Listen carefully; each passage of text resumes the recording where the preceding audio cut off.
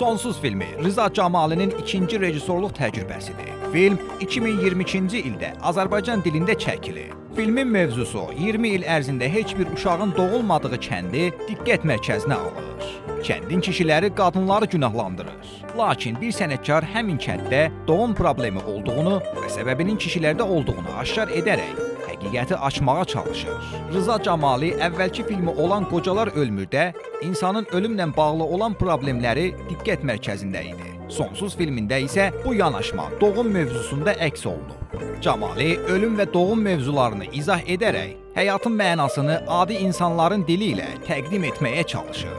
Film özünə məxsus ssenari, Ərdəbil şəhərinin ətrafında çəkilmiş maraqlı məkanlar, vizual təhkiyə və Camalinin yerli aktyorlardan düzgün istifadə etməsi ilə digər filmlərdən seçilir. Bu film 42-ci Fəcr Film Festivalında Münsiflər Heyətinin xüsusi mükafatını əldə edib.